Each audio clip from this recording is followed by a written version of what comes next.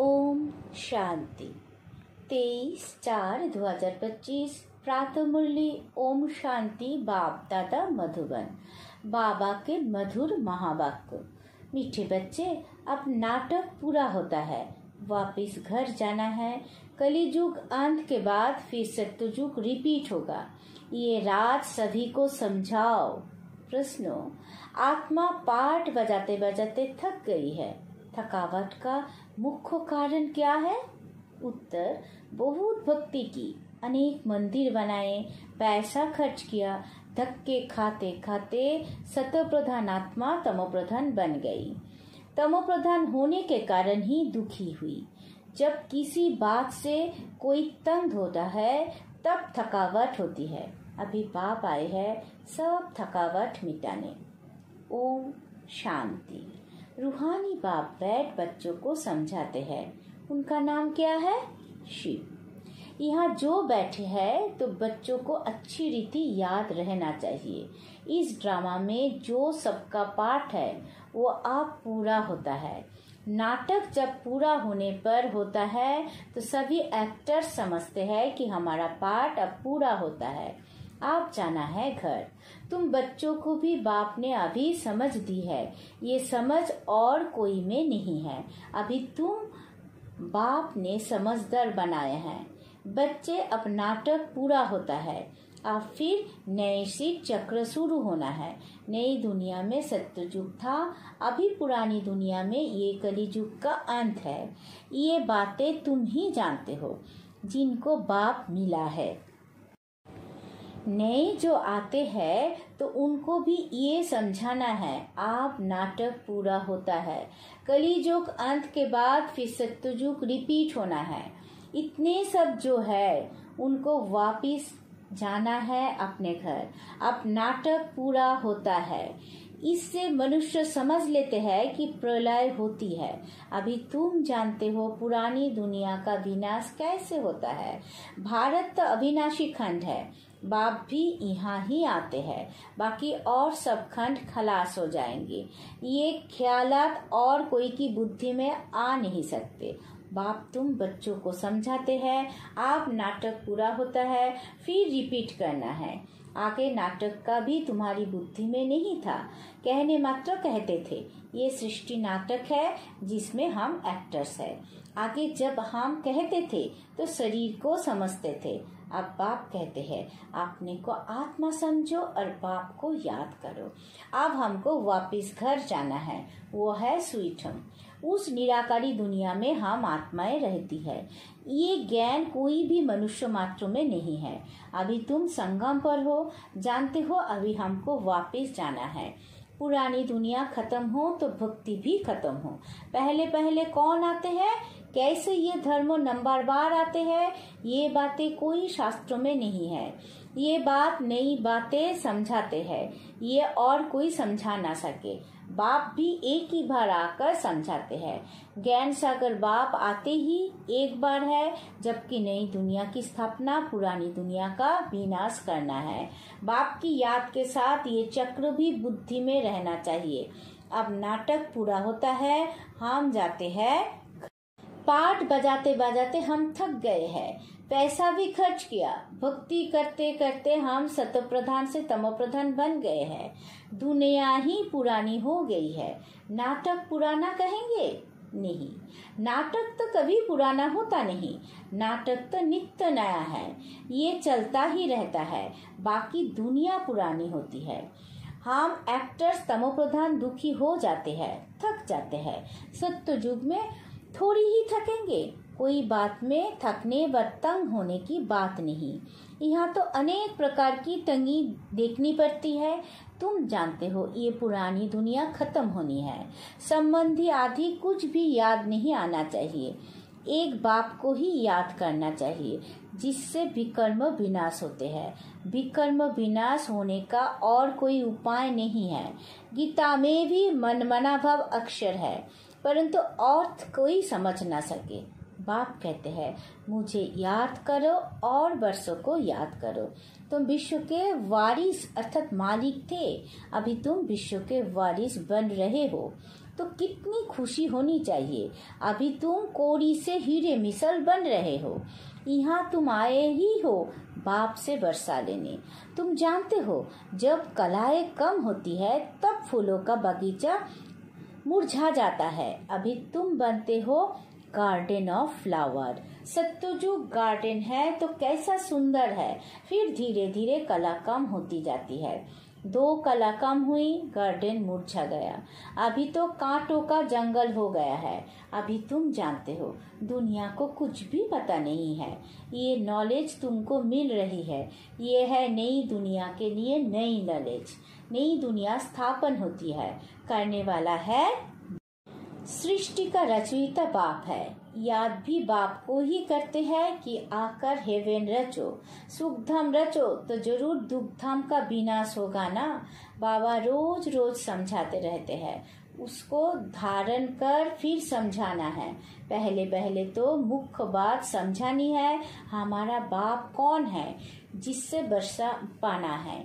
भक्ति मार्ग में भी गॉड फादर को याद करते हैं कि हमारे दुख हरो सुख दो।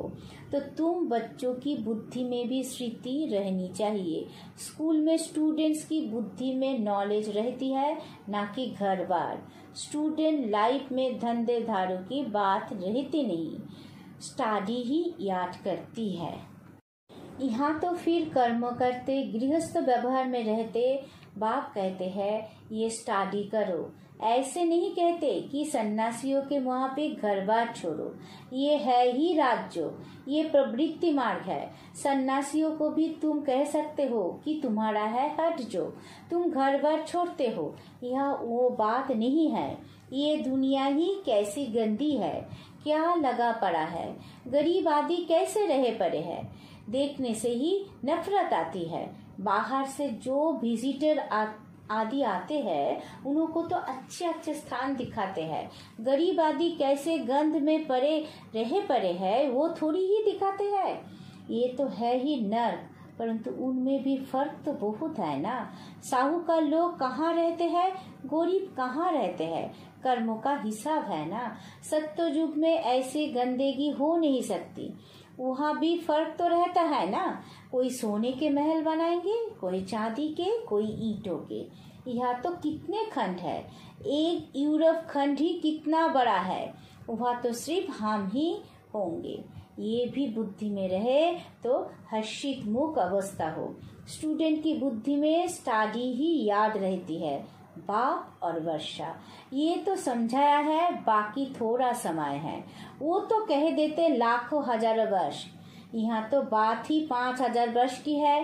तुम बच्चे समझ सकते हो, अभी हमारे राजधानी की स्थापना हो रही है, बाकी सारी दुनिया खत्म होनी है। ये पढ़ाई है ना।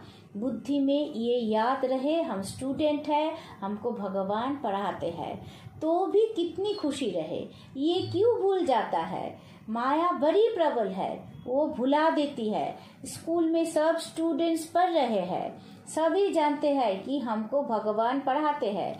वहाँ तो अनेक प्रकार की विद्या पढ़ाई जाती है, अनेक टीचर्स होते हैं। यहाँ तो एक ही टीचर है, एक ही स्टडी है, बाकी नायब टीचर्स तो जरूर चाहिए। स्कूल है एक, बाकी सब ब्रांचेस है।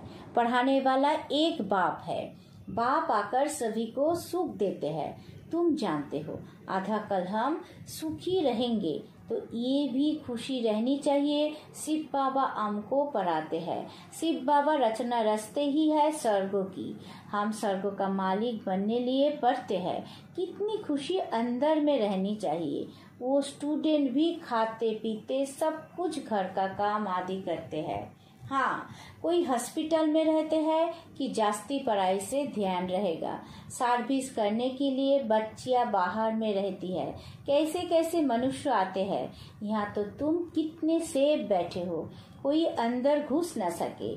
यहाँ कोई का संग नहीं, पति से बात करने की दरकार नहीं, तुमको कोई का मुंह देखने की भी दरकार नहीं है। फिर भी बाहर रहने वाले तीखे चले जाते हैं। कैसा वंडर है।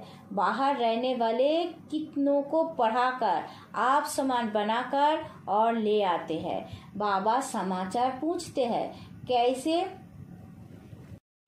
पेशेंट को ले आए हो।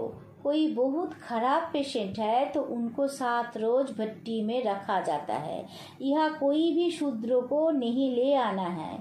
ये मधुबन है, जैसे कि तुम ब्राह्मणों का एक गांव। यह बाप तुम बच्चों को बैठ समझाते हैं, विश्व का मालिक बनाते हैं। कोई शूद्रों को ले आएंगे तो वो वाइब्रेशन खराब करेगा। तुम बच्चों की चलन भी बहुत रॉयल चाहिए। आगे चल तुमको बहुत साक्षात्कार होते रहेंगे।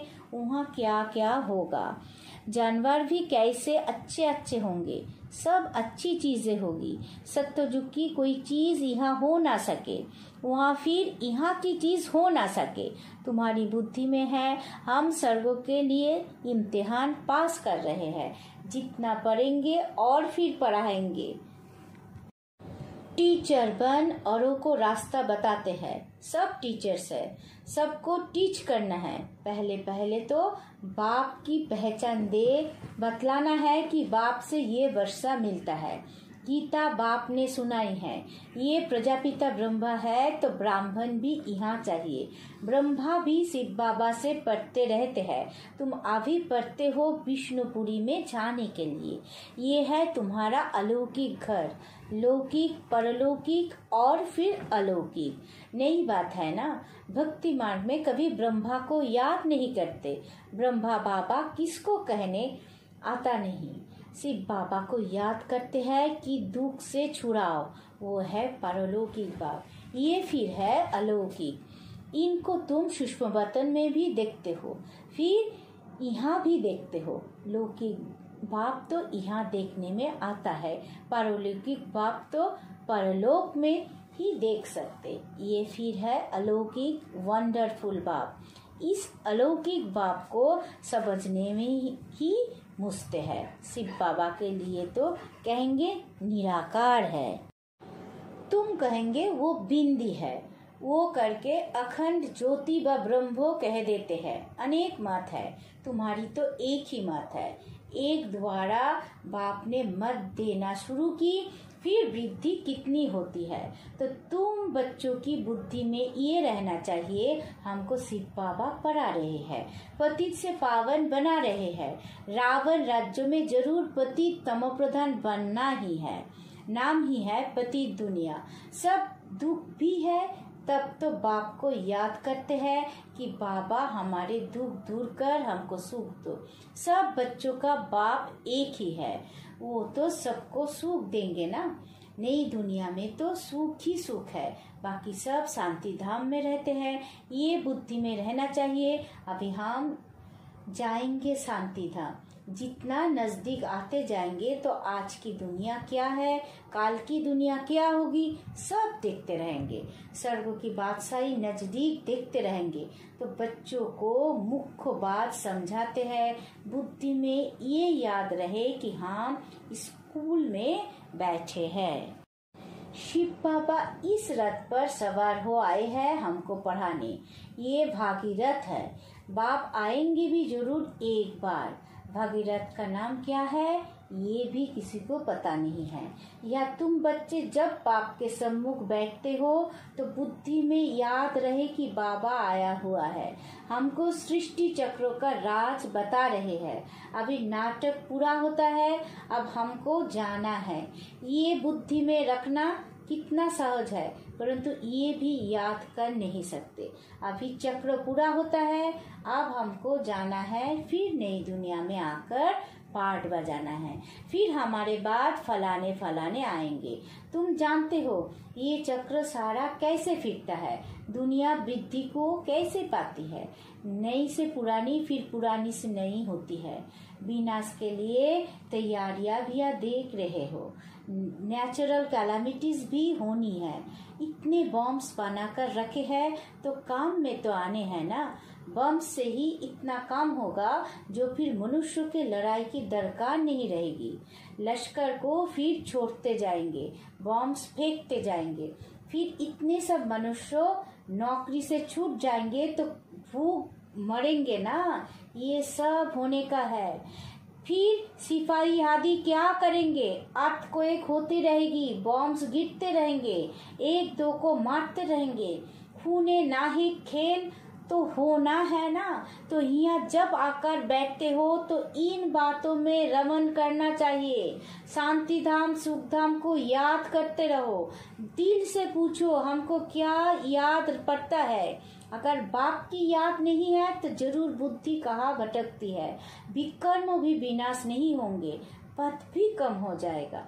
अच्छा, बाप की याद नहीं ठहरती तो चक्रों का सिमरन करो तो भी खुशी चढ़े, परंतु श्रीमत पर नहीं चलते, सर्विस नहीं करते तो बाप दादा की दिल पर भी नहीं चढ़ सकते।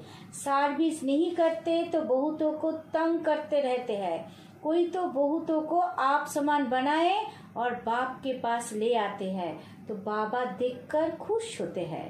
अच्छा, मीठे मीठे सीखी लधे बच्चों प्रति माता पिता बाप दादा का याद प्यार और गुड मॉर्निंग। रूहानी बाप की रूहानी बच्चों को नमस्ते। हम सब रूहानी बच्चों की रूहानी माता पिता बाप दादा को याद प्यार गुड मॉर्निंग, नमस्ते नमस्ते नमस्ते। सदा रहेंगे हंसते। शुक्रिया मीठा बाबा, शुक्रिया। धारणा के लिए मुख्य सार। पहला पॉइंट, सदा हर्षित रहने के लिए बुद्धि में पढ़ाई और पढ़ाने वाले बाप की याद रहे। खाते पीते सब काम करते पढ़ाई पर पूरा ध्यान देना है। दूसरा पॉइंट, बाप दादा की दिल पर चढ़ने के लिए श्रीमत पर बहुतों को आप समान बनाने की सर्विस करनी है। किसी को भी तंग नहीं करना है। वरदान, अशरीरीपन के इंजेक्शन द्वारा मन को कंट्रोल करने वाले एकाग्रचित भवो। जैसे आजकल अगर कोई कंट्रोल में नहीं आता है, बहुत तंग करता है, उछलता है या पागल हो जाता है, तो उनको ऐसा इंजेक्शन लगा देते हैं जो वो शांत हो जाए। ऐसे अगर संकल्प शक्ति आपके कंट्रोल में नहीं आती तो अशरीरीपन का इंजेक्शन लगा दो। फिर संकल्प शक्ति बैठ नहीं उछलेगी, सहज एकाग्रचित हो जाएंगे। लेकिन यदि बुद्धि की लगाव बाप को देकर फिर ले लेते हो तो मन बैठ की मेहनत में डाल देता है। अब बैठ की मेहनत से छूट जाओ। स्लोगन, अपने पूर्वज स्वरूप को स्मृति में रख सर्वो आत्माओं पर रहम करो। अब बैक तो इशारे, कंबाइंड रूप की स्मृति से सदा विजयी बनो। जैसे शरीर और आत्मा दोनों कंबाइंड होकर कर्मों कर रही है, ऐसे कर्मों और जो दोनों कंबाइंड हो।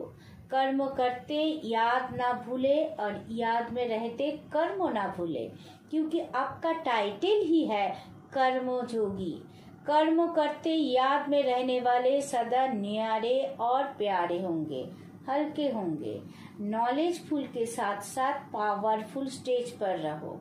नॉलेजफुल और पावरफुल ये दोनों स्टेज कंबाइंड हो तब स्थापना का कार्य तीव्र गति से होगा। ओम शांति।